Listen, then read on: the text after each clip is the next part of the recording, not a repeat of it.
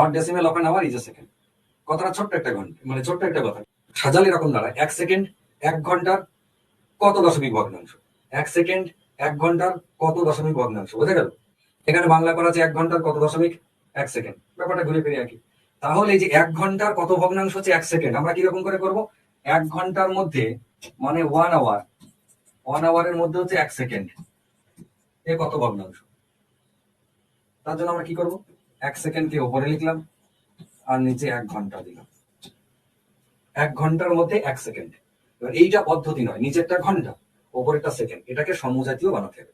আমরা বলতে পারি না যে 10টা আপেলের মধ্যে আমি 3টে লেবু খেয়ে নিয়েছি, তাহলে কত অংশ খেয়েছি, তাহলে আমি কি 3/10 লিখবো যে 10টা আপেলের মধ্যে 3টে লেবু খেয়ে নিয়েছি? সেটা তো হয় না, 10টা আপেলের মধ্যে 3টে আপেলই খেতে হবে, তো সমজাতীয় হতে হবে ভগ্নাংশ। এটাও তাই, 1 ঘন্টার মধ্যে 1 সেকেন্ড। হ্যাঁ, আপনাদের অনেকের মনে হতে পারে যে দুটোই তো সময়, 1 ঘন্টাও সময় ওটাও সময়, তাহলে ঠিকই তো আছে। না, ঠিক নেই। 1 ঘন্টার 1 সেকেন্ড এদের একক ঠিক নেই, বোঝা গেছে? তাহলে আমাদের কি করতে হবে? হয় সেকেন্ডটাকে ঘন্টা বানাতে হবে, নইলে ঘন্টাটাকে সেকেন্ড বানাতে হবে। আমাদের সেকেন্ডটা যেমন আছে থাক, ঘন্টাটাকে সেকেন্ড বানিয়ে নিই।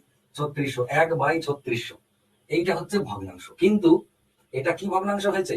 এটা সামান্য ভগ্নাংশ হয়েছে, যার ইংরেজিতে বলে ভালগার ফ্র্যাকশন, সামান্য ভগ্নাংশ। কিন্তু আমাদের প্রয়োজন দশমিক ভগ্নাংশ বা ডেসিমেল ফ্র্যাকশন, ডেসিমেল ফ্র্যাকশন বা দশমিক ভগ্নাংশ প্রয়োজন।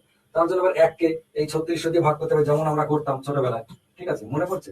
নিজেরা করে নেবেন, 3600 নিজেরা করে নেবেন, মনে পড়ছে? এরকম করে আমরা ভাগ করতাম, এখানে শূন্যর পর শূন্য লাগিয়ে দিতাম, এরকম গাদা গাদা দিয়ে সেইভাবে করে ফাইনাল উত্তর কত? অপশন সি, 0.00027, এইটা হবে উত্তর।